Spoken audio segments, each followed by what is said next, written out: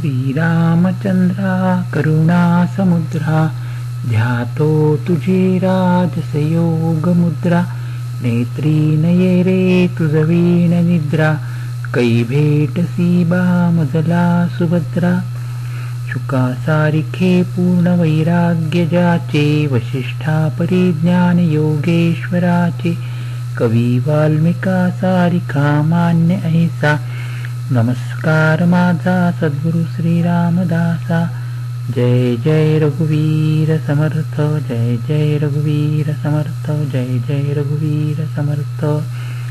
सुंदरकांड भाग 3।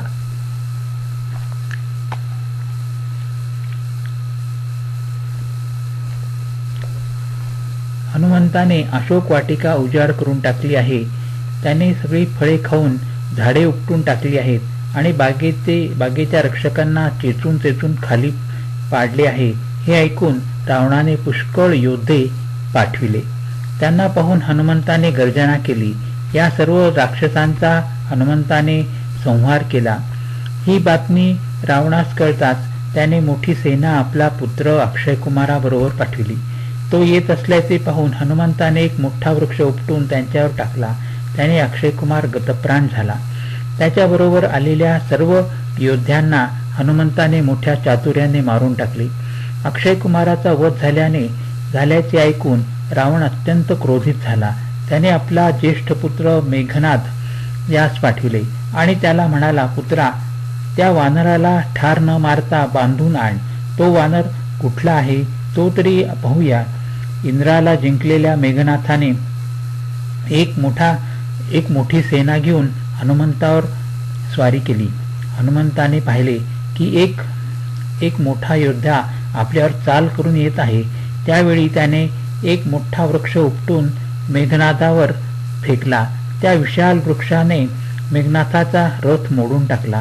त्याबरोबरच जे मोठे योद्धे होते त्यांना हनुमंताने आपल्या हातापायांनी चिरडून टाकले। या सर्वांना मारून तो मेघनाथाशी भिडला। हनुमंताने मेघनाथाला एक भयंकर ठोसा मारला। त्यामुळे त्याला क्षणभर मूर्छा आली, परंतु त्याने उठून आपल्या मायावी विद्येचा उपयोग केला आणि ती विद्या हनुमंतास काहीच करू शकली नाही। शेवटी त्याने हनुमंतावर ब्रह्मास्त्राचा प्रयोग केला। त्या अस्त्राने हनुमंत झाडावरून खाली पडला। यावेळी मेघनाथाने हनुमंतास नागपाशाने बांधून राजसभेत आणले।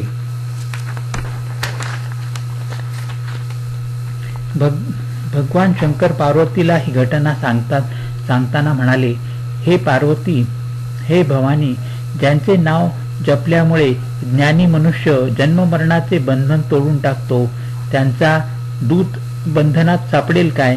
परंतु प्रभू रामचंद्रांच्या कार्यासाठी आणि रावणाची भेट घ्यावी या उद्देशाने हनुमंताने स्वेच्छेने स्वतःस बंदी करून घेतले।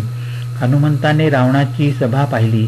तिचे ऐश्वर्य वर्णनातीत होते। देव आणि दिक्पाल हात जोडून विनम्र भावाने उभे होते, परंतु हनुमंताला रावणास पाहून थोडीशी सुद्धा भीती वाटली नाही। ज्याप्रमाणे सर्पाच्या समूहात गरुड निशंक असतो त्याप्रमाणे हनुमान निर्भयपणे उभा होता। हनुमंताला पाहून रावण म्हणाला, अरे वानरा, तू कोण आहेस? कोणाच्या बळावर तू अशोकवन उजाड करून टाकलेस? तू आपल्या कानांनी माझे नाव कीर्ती ऐकले नाहीस असे वाटते। अरे शठा, तू मला निर्ढावलेला दिसतोस। कोणत्या अपराधासाठी तू माझ्या राक्षसांना मारलेस? मूर्खा, सांग, तुला आपल्या प्राणाची भीती वाटत नाही काय? हनुमान म्हणाला, रावणा, ऐक, ज्याच्या बळावर माया संपूर्ण ब्रह्मांडाचे समूह निर्माण करते, ज्याच्या बळावर ब्रह्मा, विष्णू आणि महेश हे सृष्टी सृजन, पालन आणि संहार करतात, जो देवांचे रक्षण करण्यासाठी अनेक अवतार धारण करतो, जो तुझ्यासारख्या मूर्खांना धडा शिकवणारा आहे, ज्याने कठीण असे शिवधनुष्य मोडले आणि त्याचबरोबर जनक सभेत राजे लोकांचा अहंकार मिटविला, ज्याच्या प्रिय पत्नीस तू चोराप्रमाणे हरण करून आणले आहेस, त्या श्रीराम प्रभूंचा मी दूत आहे। हनुमंत पुढे म्हणाला, हे राक्षसांच्या स्वामी, मला भूक लागली होती म्हणून मी फळे खाल्ली आणि वानरांच्या स्वभावाप्रमाणे वृक्ष मोडले. सर्वांना आपला देह प्रिय असतो.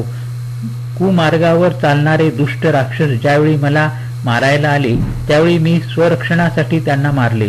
त्यात तुझा पुत्र सुद्धा मारला गेला. हनुमंत पुढे म्हणाला, हे रावणा, मी तुला हात जोडून विनंती करतो, तू आपला अहंकार सोडून माझा उपदेश ऐक. तू आपल्या पवित्र कुलाचा विचार करून बघ आणि भ्रम सोडून भक्तांचे भय दूर करणाऱ्या भगवंताचे भजन कर. देव, राक्षस आणि समस्त चराचर यांना जो खाऊन टाकतो, तो काळ सुद्धा ज्याच्या भीतीने अत्यंत घाबरतो, त्या प्रभूशी कधीही वैर धरू नकोस. माझ्या सांगण्याप्रमाणे सीतेस श्रीरामांना देऊन टाक. खर, दूषण आदी भयानक राक्षसांचा संहार करणारा श्रीराम शरणागतांचे रक्षण करणारा आहे. तो करुणेचा सागर आहे. तू शरण गेल्यास तो प्रभू तुझे सर्व अपराध विसरून तुझे रक्षण करील. तू श्रीरामांचे चरणकमल हृदयी धारण कर आणि लंकेचे अढळ राज्य कर. तुझे पिताश्री ऋषी पुलस्त्य यांची कीर्ती निर्मळ चंद्राप्रमाणे आहे. त्या चंद्राला तू कलंक बनू नकोस. रामनामाशिवाय वाणीला शोभा नाही. विचार करून बघ आणि मद मोह यांचा त्याग कर. हे देवांचा शत्रू रावणा, सर्व अलंकारांनी सजलेली स्त्री सुद्धा वस्त्रांशिवाय शोभून दिसत नाही. श्रीराम विन्मुख असलेल्या पुरुषाला मिळालेली संपत्ती आणि प्रभुता या गोष्टी निघून जातात. त्यामुळे त्या मिळणे आणि न मिळणे सारखेच आहे. हे रावणा, ऐक, मी प्रतिज्ञापूर्वक सांगतो की श्रीराम विन्मुख झालेल्याचे रक्षण करतात.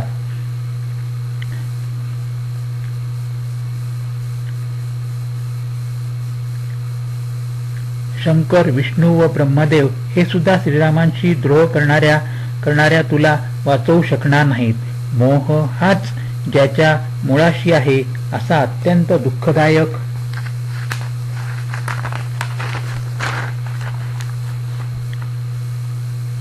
तमरूप अभिमान सोडून दे आणि रघुनायक आणि कृपासिंधू असलेल्या श्रीरामांचे भजन कर.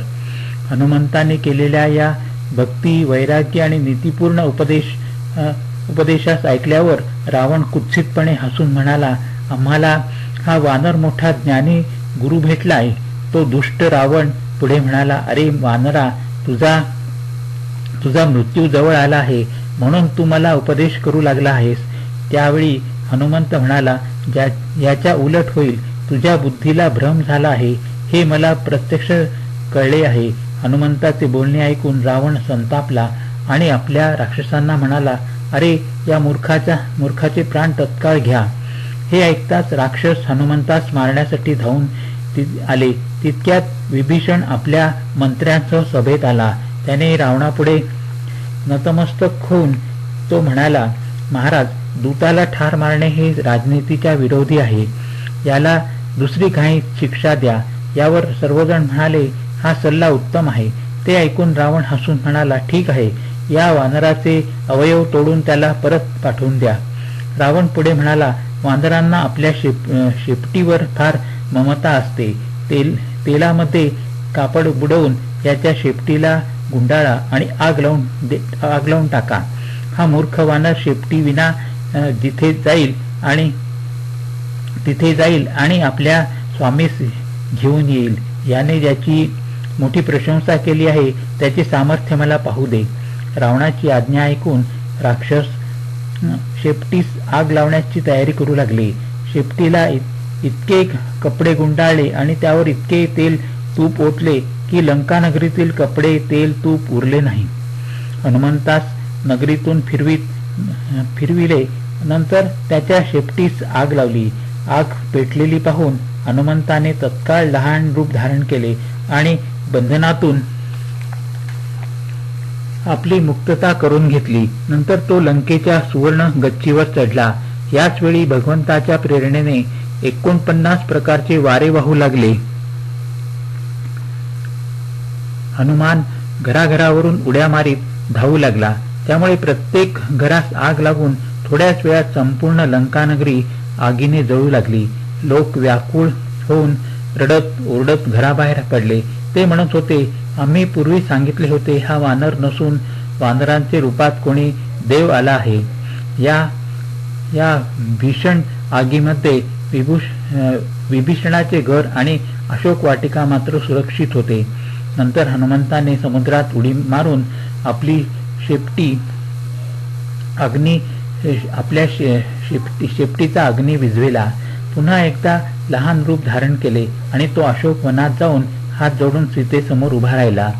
तो सीतेस म्हणाला, माते, ज्याप्रमाणे श्रीरामांनी ओळखीसाठी खूण दिली होती त्याप्रमाणे मला काहीतरी दे. ते ऐकून सीतेने आपला चूडामणी काढून दिला. तो हनुमंताने अति आनंदाने घेतला. सीता म्हणाली, हे पवनसुता, श्रीरामांना माझा प्रणाम निवेदन करून सांग.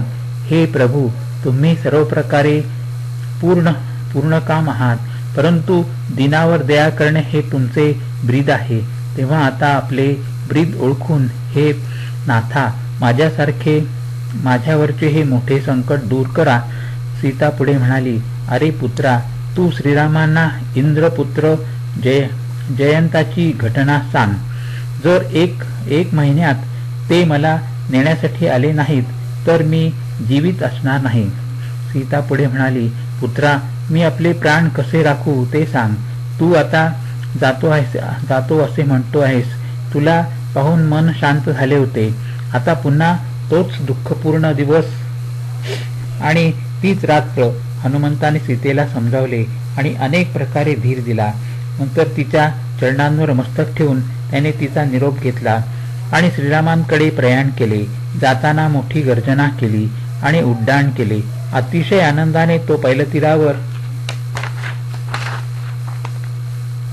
पोहोचला. हनुमंताला पाहून सर्व वानरसेना आनंदसागरात जणू बुडून गेली.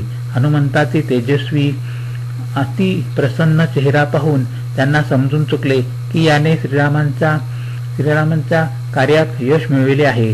सर्व वानरसेना आनंदाने नाचत गात गर्जना करीत श्रीरामांकडे निघाली. मार्गातील मधुवनातील फळे आणि मध वानरांनी अंगदाच्या अनुमतीने यथेच्छ खाल्ला. मधुवनाच्या रक्षकांनी ज्यावेळी विरोध केला त्यावेळी त्यांना वानरांनी खूप मारले. त्यावेळी वनरक्षक सुग्रीवाकडे गेले आणि त्याला म्हणाले, महाराज, युवराज अंगद आणि वानर सेना मधुवनातील फळे मध खात आहेत आणि वनाचा विध्वंस करीत आहेत. ते ऐकून सुग्रीव आनंदाने म्हणाला, प्रभू श्रीरामांचे कार्य फत्ते करून वानर येत असतील. तितक्यात सर्व वानर सेना सुग्रीवाच्या दरबारी येऊन पोचली. सर्वांनी सुग्रीवाच्या चरणांवर मस्तक ठेवले. कपिराज सुग्रीव सर्वांना प्रेमाने भेटला आणि क्षेमकुशल विचारले. वानरांनी सांगितले, हे स्वामी, हनुमंताने हे सर्व काम केले आहे. हे ऐकून सुग्रीव हनुमंतास पुन्हा एकदा उराउरी भेटला व त्याचे त्याने अभिनंदन केले. नंतर सुग्रीवासह सारेजण श्रीरामांच्याकडे गेले. हरिओम तत्सत, हरिओम तत्सत, हरिओम तत्सत.